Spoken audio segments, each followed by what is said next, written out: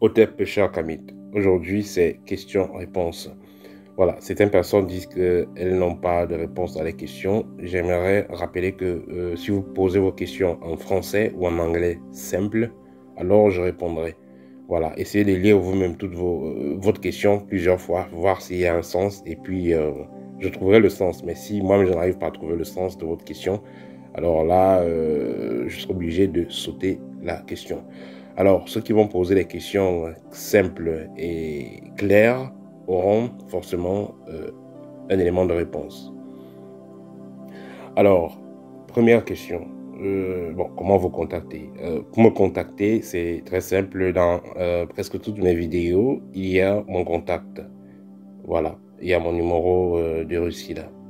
Donc, vous pouvez me contacter sur WhatsApp et vous pouvez me contacter sur Telegram au numéro +7 987 957 79 50. Ça, c'est mon numéro de Russie. Voilà. La question suivante. Les orphelins ont-ils une protection particulière? Oui, c'est clair que ça dépend de comment les parents des orphelins sont décédés. Si c'est les parents qui sont décédés de façon naturelle, il est clair que les enfants orphelins, leurs parents qui sont dans une autre dimension, une autre fréquence, pourront intervenir comme des guides ou comme des anges. Parce que, vous savez, dans nos traditions, la mort n'existe pas. Donc, si vous avez perdu des proches, le parent peut interférer dans votre vie, dans votre avenir. Le parent pourra agir. Mais les parents qui ont été sacrifiés et dont les âmes sont emprisonnées dans des laboratoires ou que ce soit des laboratoires, ou que ce soit des objets, que ce soit des loges ou des dimensions mystiques, il est clair que le parent ne pourra pas aider depuis l'autre côté. Mais si le parent est libre dans l'au-delà, il pourra donc, dans le plan invisible, il pourra donc intervenir dans la vie de ses enfants sur Terre. Donc, si vous attardez à vouloir manipuler les enfants dont les parents sont à liberté dans le plan spirituel, à vouloir faire du mal à ces enfants-là, les parents ou les parents étant dans l'invisible, pourront agir contre vous. Donc, faites très attention.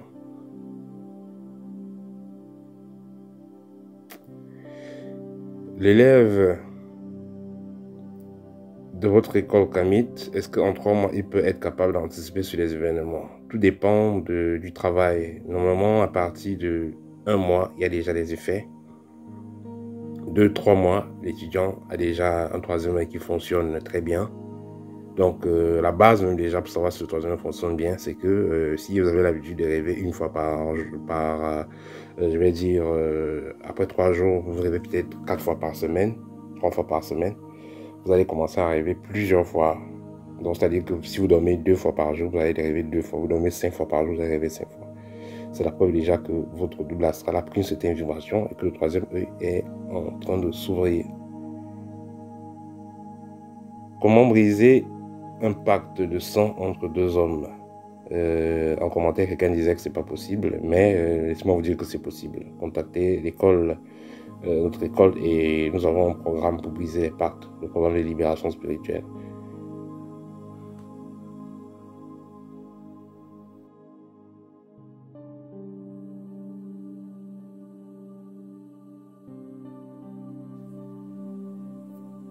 Où trouve-t-on votre école et comment s'inscrire? L'école est en ligne. Tous les cours se donnent via Skype. Je donne personnellement les cours à chacun de mes étudiants.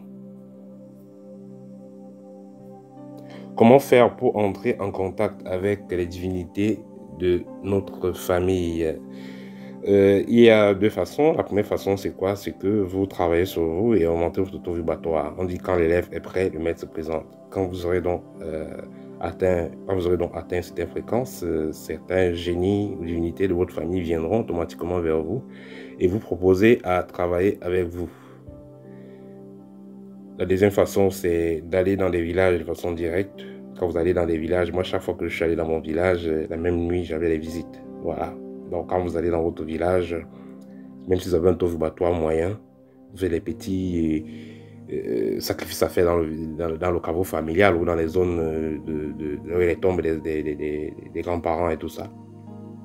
Que ce soit des simples libations avec de l'eau, que ce soit du vin que vous apportez, que ce soit de la cola, que ce soit de l'huile rouge, que ce soit du sel. C'est le geste qui compte. Vous avez fait un geste, vous avez fait une offrande et avec le cœur, ils vont rentrer chez vous. Si vous êtes sensible, vous aurez la visite. Voilà. Mais si vous êtes très sensible, à l'instant même que vous allez mettre les pieds dans ce rayon-là, dans cette zone-là, vous allez commencer à ressentir des vibrations.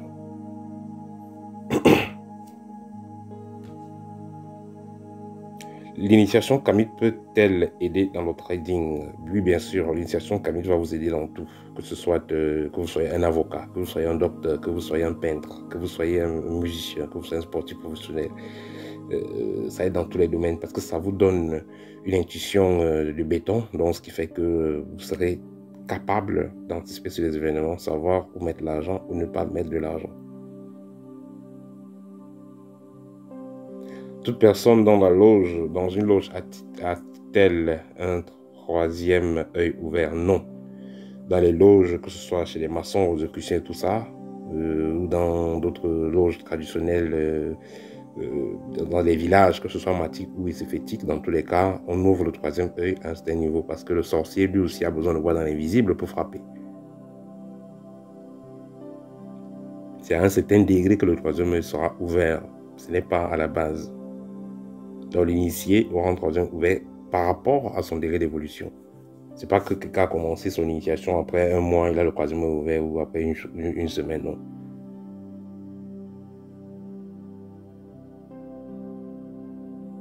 Comment peut-on contacter des ancêtres réincarnés? Alors, il faut noter que nous vivons à la base tous dans plusieurs dimensions en même temps. C'est pourquoi on dit que nous sommes des êtres multidimensionnels. Ça vous est déjà arrivé, même vous rêvez, vous êtes chez vous en train de dormir et vous rêvez, vous êtes dans une usine ou dans une compagnie où vous êtes en train de conduire une voiture dans un autre endroit qui est comme la vie réelle. Quand vous ouvrez les yeux, vous êtes même surpris ou bien vous dormez et après vous dites, ben, je suis...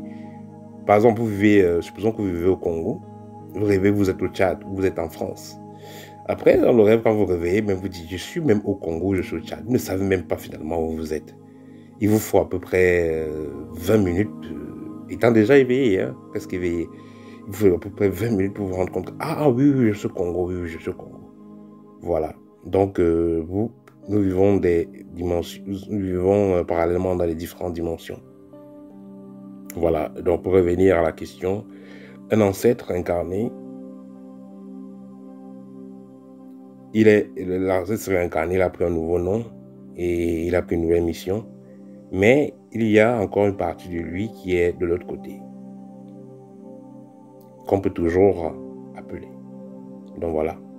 Dans le même temps, il est là, c'est votre petit-fils, mais en même temps, il est aussi dans l'arbre généalogique comme un arrière-grand-parent, qui a toujours une énergie qui vit quelque part.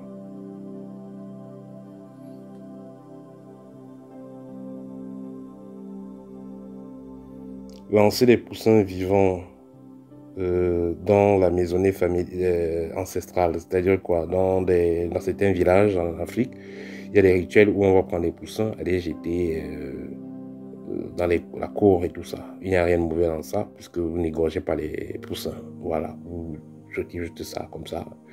Voilà. Et aussi, ça dépend des intentions, mais globalement, il n'y a rien si vous partez de jeter les poussins.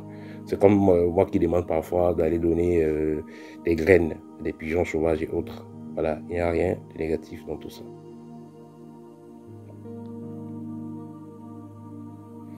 Que pensez-vous du rituel pendant lequel on met le coq ou la poule sur la tête d'une personne qui a des problèmes?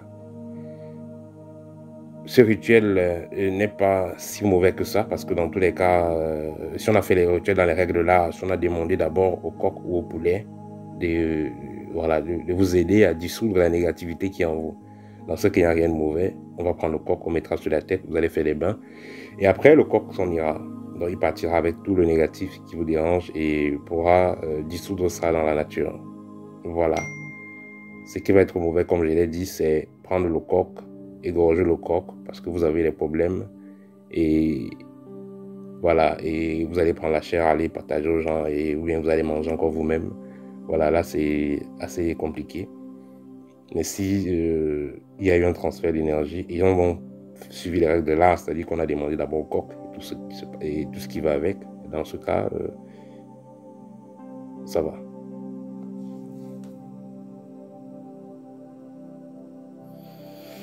Comment reconnaître un ancêtre mort avant notre naissance?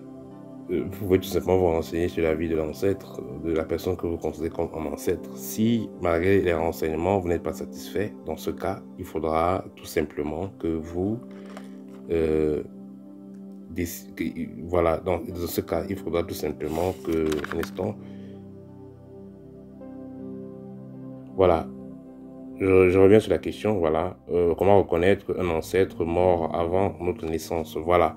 Pour reconnaître qu'un ancêtre mort avant votre naissance, il suffira pour vous, comme ça, à la base de vous renseigner sur la vie de cette personne-là. Et comme je vous l'ai toujours dit, il y a des conditions qui font d'une personne un ancêtre. C'est-à-dire que la personne n'était pas dans une secte, elle n'a pas fait de sacrifice humain. La personne a apporté de la positivité à la communauté. La personne rendait aussi hommage à ses ancêtres de son vivant. La personne a laissé aussi une lignée. Donc voilà, des choses qui vont faire que quelqu'un soit considéré comme un ancêtre. Voilà, mais si c'est un grand-parent ou une arrière-grand-mère qui s'était suicidé, qui est mort de façon très bizarre, et puis on n'a pas fait les rituels d'équilibre et tout ça, dans ce cas, ça ne sera pas bon du tout.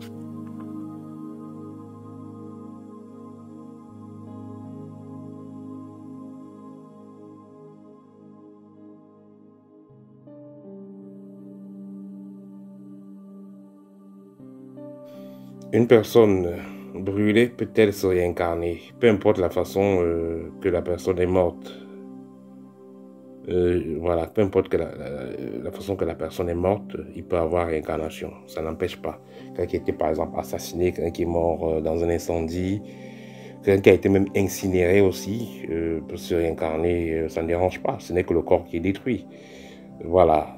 C'est un peu comme si on disait, est-ce que quelqu'un qui s'est suicidé, est-ce que c'est fini pour cette personne? Non. La personne, ce n'est que le corps physique qui part et les autres corps seront toujours là. Donc la personne ne sort pas de l'auberge. Si quelqu'un veut se suicider par rapport à ses problèmes, pour fuir ses problèmes, elle ne sort pas de l'auberge. Elle aura toujours des choses qui vont continuer à perturber dans sa vie. De l'autre côté. Parce qu'elle aura déclenché un certain déséquilibre en faisant ce qu'on appelle le rupture de contrat. En vous suicidant, vous rompez le contrat qui vous a fait venir sur Terre et voilà, et vous aurez des retombées. Rêver de pleurer un défunt. Quelqu'un est déjà décédé et vous pleurez, cela pourra renvoyer à un nouveau passage pour ce défunt, c'est-à-dire une transition pour ce défunt. Parce que voilà, une personne décède et par la suite, il y a des cas où vous verrez, par exemple, quelqu'un qui est décédé, vous voyez comment on accouche encore la personne. Vous voyez, vous êtes en train de pleurer justement parce que quelqu'un qui est décédé. Voilà, cela peut renvoyer à une préparation de réincarnation. Voilà, il faut plus de détails pour donner, assez de précision. Rêver de traverser un pont qui se casse et est construit et est reconstruit. Et ensuite perdre les dents. En fait, ça renvoie au fait que vous devez tenir bon, vous avez un bon projet et en fin de compte, votre projet va réussir. Vous devez tout simplement tenir bon. Il y aura des obstacles, mais tenez bon et vous allez réussir à traverser les obstacles. Ayez confiance en vous et tout ira bien. Ce que ça signifie le rêve. Usage et conséquences de l'emploi des bougies. Les bougies, en fait, ça symbolise le feu. Voilà, le l'élément feu. Dans le passé, quand on faisait certains rituels, il fallait carrément utiliser certaines lampes traditionnelles ou alors carrément des troncs d'arbres. On allait couper des arbres et utiliser le feu des troncs d'arbres, des troncs d'arbres. Mais pour faciliter les choses, on utilise une bougie, tout simplement. On va utiliser une bougie. L'usage de la bougie va dépendre de la couleur, et la couleur va dépendre des intentions qu'on a à faire. Il y a par exemple la rouge, la jaune, la verte, la bleue, ainsi de suite. Chaque couleur sera liée à un rayon avec lequel on va être en contact. Voilà. Mais sinon, dans le cas global, une bougie blanche pourra servir pour faire le travail de toutes les autres bougies, parce qu'on peut la reprogrammer. Est-ce qu'il y a des conséquences? Non, il n'y a pas de conséquences. Voilà, c'est juste, ça amplifie juste la connexion avec le monde invisible. C'est un peu comme un avion qui va atterrir et qui a besoin de pistes d'atterrissage. Donc la bougie permet donc d'éclairer ou alors vous dites simplement d'orienter les entités qui viennent vers vous.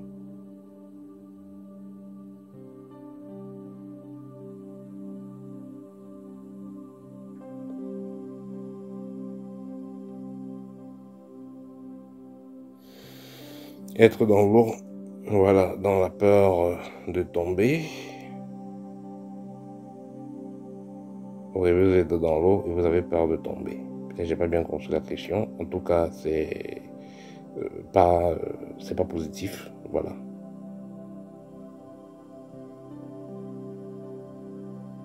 Être marié depuis 20 ans et voir un rêve dont vous êtes marié, vous avez 20 ans de mariage, et voir un rêve que vous êtes plus jeune, que vous avez 28 ans et que vous êtes célibataire.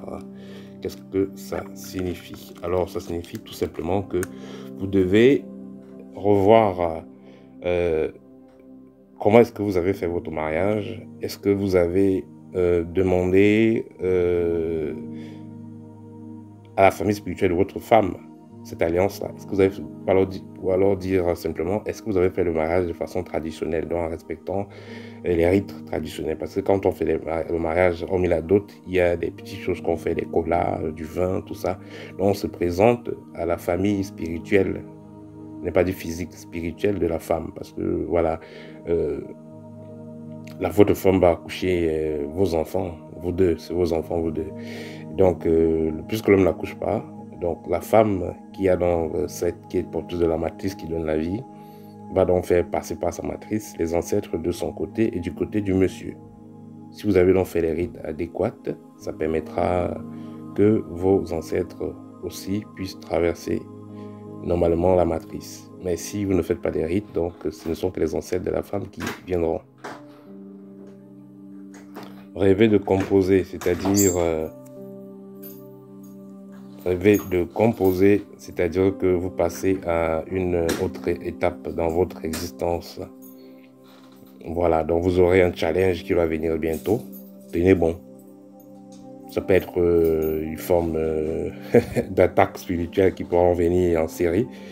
Voilà, pour vous rendre un peu plus fort. Ça peut être, bref, ça peut être d'autres défis ou d'autres difficultés qui viendront.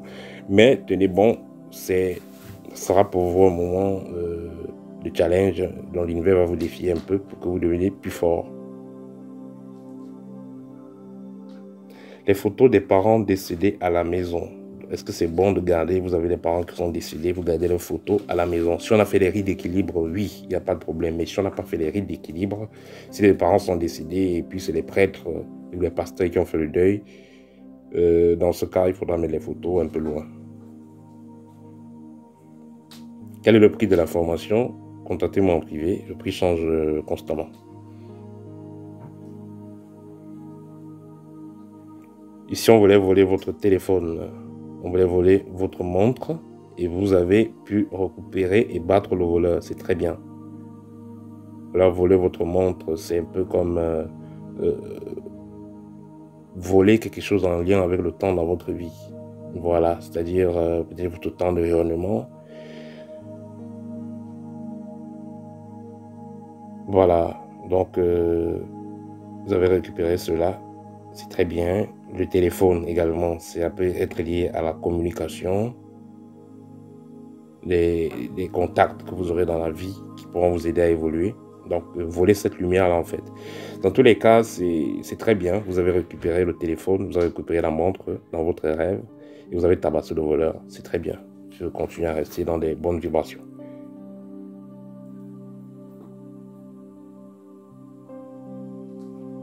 Donner à manger au taureau dans les toilettes. Vous êtes dans les toilettes. Les toilettes, ça symbolise généralement la chance. Et parfois dans certaines toilettes, il y a des serpents, voilà, qui volent les énergies des personnes.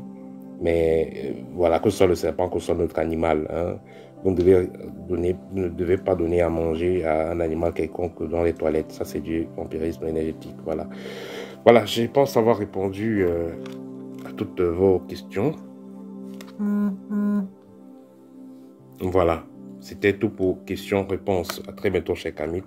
Au TEP.